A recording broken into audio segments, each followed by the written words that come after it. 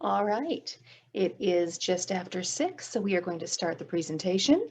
This is the ICATT virtual presentation for parents. I am Evelyn Seiler, the Applicant Outreach Manager, and with me today is Miriam Klein, the Applicant Outreach Coordinator. She'll be assisting with this presentation.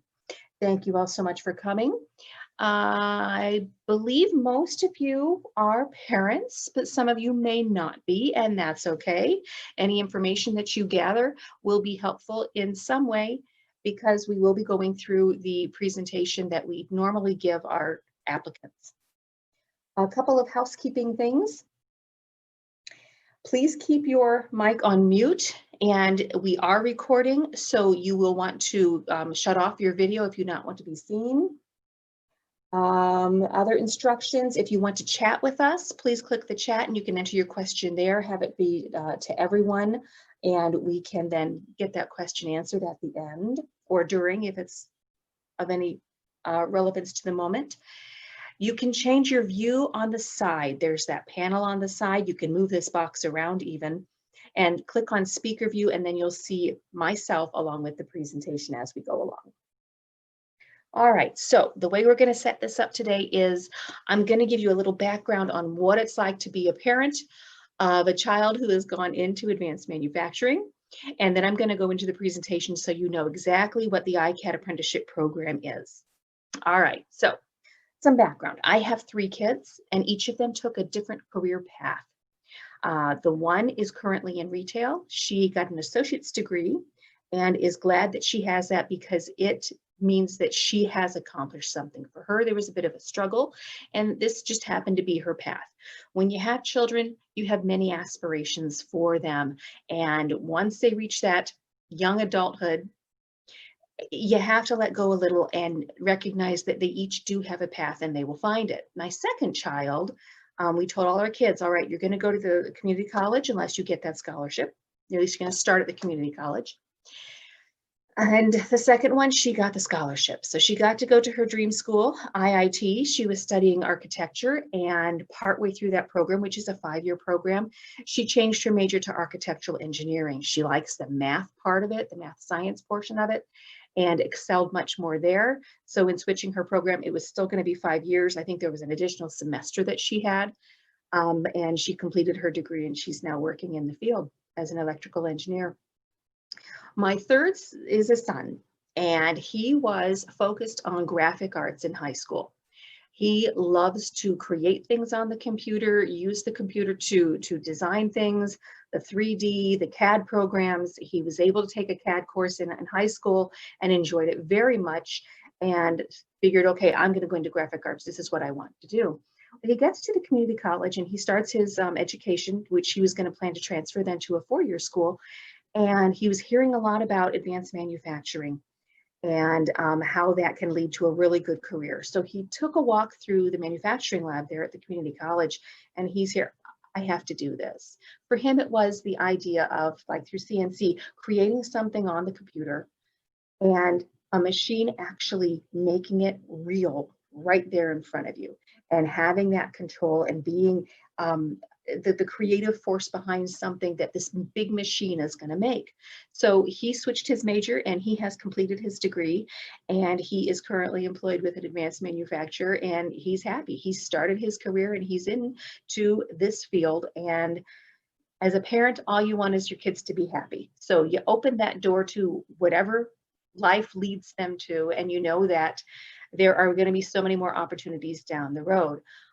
As a middle-aged adult, I recognize that, okay, where you start your path in life isn't always where you end up. I started with a completely different career field. I was in journalism. This is not journalism. This is workforce development and employee support. So it's very much the HR part of it. Now, the apprenticeship program and how it fits with advanced manufacturing. The history of advanced manufacturing, or of manufacturing itself, is dirty, dark, and dangerous. And that has changed so much over the years. Manufacturing today is very high tech. It requires an education, degree, and skill. And the companies, they value the education that their community colleges that they partner with provide, because this is where their workforce is coming from. The current economy today, there's this thing called the skills gap, which means that the companies are having a difficult time hiring the jobs that they have open because there is a lack of individuals who have the skills to fill those positions. The apprenticeship program meets that need because they identify candidates early, many fresh out of high school, and bring them on as employees, and they train them as part of their job. And that is what an apprenticeship is. So the ICATT Apprenticeship Program, it is a 5-year commitment. With an apprenticeship program, they're getting an AAS degree. They're getting the journeyman's card from the Department of Labor in that career field. And with ICATT, they're getting an international credential in that career field that is recognized around the world. They get on-the-job training and education experiences. So they're working and they're getting paid. There's a trainer on site that is training them the specific tasks that they need to meet the expectations for that apprenticeship. And then they complete it and they have these credentials. They work with a company expert for their growth and advancement potential. And with many of these companies, there is tuition reimbursement programs that they can continue their education. So it doesn't have to stop with an associate's degree. They can go on and get a bachelor's degree and further. It's entirely up to where they want to go. And there are so many opportunities within the companies themselves.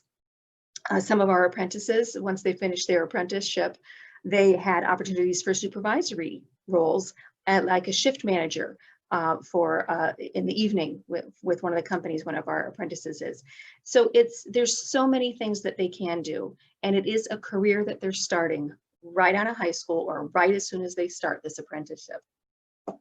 So with ICATT, it is earn while you learn. They are earning money while they're in the apprenticeship. They start typically at entry level with what's the term I'm looking for? Minimum wage, typically minimum wage. It could be higher. It depends on the company, depends on where that company is located. They have a guaranteed increase each year. While the 3-year apprenticeship, they earn the associates, they get the DOL credential, they get the international credential. At the end of that 3 years, they have 2 years with the company at that high skills, high paid position, making a really good salary with that company, typically between $40,000 and $50,000 a year. They finish their apprenticeship with no college debt, and that's the big key here. So many students go off to the 4-year college and they finish and they have those student loans and they don't have a guaranteed job. With an apprenticeship, you have a guaranteed job, you're already making money, and you don't have that loan to worry about. So these are interesting and very in-demand careers. The applicants that we're looking for enjoy hands-on activities. They like to work with engines. They like to fix things. They like to problem solve. We have over 60 companies that are looking for employees. We update our yearly. It depends on the company what their plan is. Some hire every year. Some just skip a year, some hire multiple, some hire just one. So keep an eye on what our opportunities are on our locations page. They can go into career fields like advanced manufacturing tech, CNC technician, mechatronics technician, and pharmaceutical manufacturing technician. And again, the credentials are recognized nationally and around the world. These are the companies that we partner with. There's over 60, and these are on our location page. So you can look at that page and we will update what those opportunities are, who's hiring for the year. And these are the schools that we partner with. So an ICATT apprenticeship is ICATT, which helps out with the DOL registration and everything, and also helps train the or prepare the trainers at the companies so that someone who is really good at what they do can't necessarily teach it to someone else. So we have a train the trainer program for those people who are identified as the ones who are going to be training the apprentices so that they can learn how to better teach others, how to share that information and make sure it gets heard and learned well. because there are some very good techniques in being able to teach others. So we partner with colleges to make sure that the curriculum that they're getting is what the company's looking for and meets the expectations for the DOL and for the ICATT credential. So these are the colleges that we currently partner with. We have colleges in Minnesota, Wisconsin, Indiana, Missouri. Well, it's just over the border. It's SWIC, so Southwest Illinois College, but we work with some of the companies in Missouri, and Nebraska, along with Illinois. So we have a huge concentration of companies up in the Chicago area. We also have some downstate. So these are the opportunities that we do have for potential apprentices. The process for them to get involved and to become part of this is to apply to ICATT. This is the first part of the process. Once they apply, we have a conversation with them to talk about what the apprenticeship is, so they understand this 5-year commitment that both the company is making and the apprentice makes to complete this process to develop as a valued employee. They will then be connected with a college and either submit their scores or take the placement test so we can verify that they're college ready. The associate's degree that they're getting, an associate in applied science, does require English 101, and there is a math in there. So they make sure that they place into that math course. So if they do need any extra help to get into that course, they have the time to take care of that, possibly over summer and maybe while they're a senior in high school. And then they go on our candidate list, and that candidate list is shared with our network companies, who will then reach out to those students, those applicants, those candidates that are in their geographic area and invite them in for interviews. Now we have some other opportunities for the candidates to meet with companies. We hold our open houses with our colleges. So we have the college representatives who talk about the college experience. There's us who talk about the apprenticeship program, and then we have the company who talks about what their company does and what an apprenticeship looks like with them. And at the end of that, we then make those connections. If this was not the pandemic times, we would be having these live, and the applicants could meet the representatives from the companies live and in person. So we're doing it as best we can and sharing the email information, and they can connect that way. For underclassmen, they can sign up for our mailing list, and we will keep them in the loop and reach out to them for sure when they are eligible to apply. Only seniors and older can apply because you have to be ready to start that apprenticeship that next cohort. So I'm missing an image. That's okay. Oh, there it is. All right. So once you apply and set up an interview, it is entirely up to the company who they hire. We have no control over that. We are not a placement organization. There is no guarantee that all of our candidates will get hired. It is up to that interview process and how a company identifies who's going to work best with them. And we tell our candidates that they need to be looking at that company too when they go in for these interviews to determine if this is a place that they want to work for 5 years.